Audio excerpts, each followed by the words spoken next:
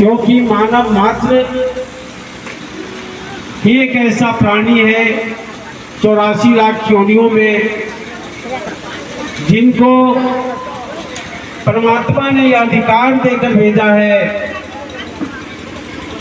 कि यहाँ से यदि हम लोग इस शरीर को छोड़ते हैं तो पुनः शरीर में नहीं आना पड़ सकता है। यदि हम आपका कर्म फल उतना प्रगाढ़ हो सकता है, जिसको हम सभी के साधक ने कहा एक में एक सुनिश्चित हो जाना।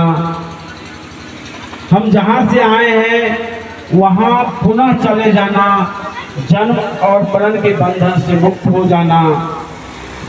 यह तब संभव है जब हम सभी को परमात्मा की कैसा गुरु होगा, हम सभी को आध्यात्मिक गुण होगा, आध्यात्मिक समझ होगा, तभी यह संभव है कि हम सभी को जन्म और मरण के बंधन से मुक्त होना पड़ेगा, जिसको हम लोग मोक्ष कहते हैं। अन्य प्राणी जो इस संसार में आए हैं, परमात्मा ने उनको भेजा है इस संसार में, तो उसको जीवन जीने की मुताबिक ज्ञान देकर भेजा है। हम सभी भली भांति जानते हैं, किसी पशु का बच्चा, किसी पक्षी का बच्चा जन्म लेता है और वह अपने भोजन के लिए किसी की सहायता उसको नहीं लेना पड़ता है, स्वयं वह स्तनपान करने लगता है, अपने चारा को खोज लेता है। लेकिन हम मानव को जन्म से गुरु की आवश्यकता होती है। हम सभी का पहला गुरु माता होता है, माता होती है जो हम सभी को पहचान करवाता है अपनों का। दूसरा गुरु पिताजी होते हैं जो उंगली पकड़ के टहलाने का काम करता है, संसारिक ज्ञान देने का काम करता है।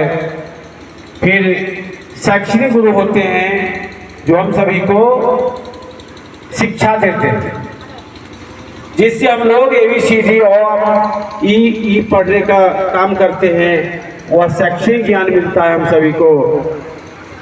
और उसके बाद इस संसार में बहुत सारी कला है जो हम सभी को जीने के लिए कार्यशैली का ज्ञान लेना पड़ता है, उसमें भी गुरु हुआ करते हैं।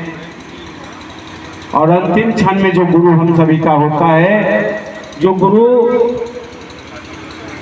अनिवार्य है, जो इस जीवन को अंतिम क्षण तक रहता है और जीवन के बाद भी रहता है, जिसको हम लोग आध्यात्मिक गुरु कहते हैं। आज उसी कड़ी में परमात्मा शिव को ही हम आप गुरु बनाए हैं।